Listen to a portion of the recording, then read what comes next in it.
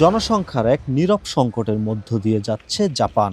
দেশটির অভ্যন্তরীণ বিষয়ক মন্ত্রণালয়ের পরিসংখ্যান বলছে, গত বছরের ১ অক্টোবর পর্যন্ত জাপানের জনসংখ্যা ছিল ১২,৩০,৪৯,৫২৪ জন, যা ২০২০ সালের তুলনায় ৩০,৯৬,৫৭৫ জন কম। ১৯২০ সাল থেকে শুরু হওয়া শতবর্ষের আদমশুমারির ইতিহাসে এত বড় ধস কখনো দেখা যায়নি।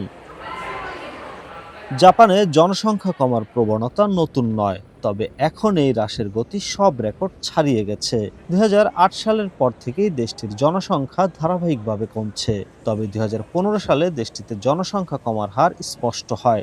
এরপর ২০২৫ সালে টানা তৃতীয়বারের মতো জনসংখ্যা কমেছে জাপানে। জনসংখ্যা বিশেষজ্ঞরা বলছেন, জন্মহার আশঙ্কাজনকভাবে কমে যাওয়া এবং কর্মক্ষম জনগোষ্ঠীর সংখ্যা হ্রাসই এই সংকটের মূল কারণ। এই অবস্থায় আগামী সেপ্টেম্বরের মধ্যেই এই আদমশুমারির চূড়ান্ত ও বিস্তারিত পরিসংখ্যান প্রকাশ করার কথা জানিয়েছেন সংশ্লিষ্ট মন্ত্রণালয়। এই ধারা অব্যাহত থাকলে ভবিষ্যতে বৈশ্বিক জনসংখ্যার শীর্ষ তালিকায় অবস্থান হারানোর ঝুঁকিও তৈরি হতে পারে জাপানের জন্য।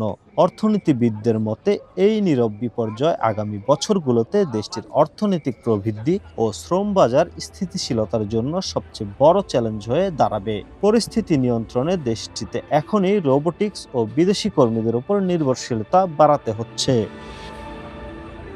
জাপান থেকে মোহাম্মদ শাকিল মাহমুদ, সময় সংবাদ।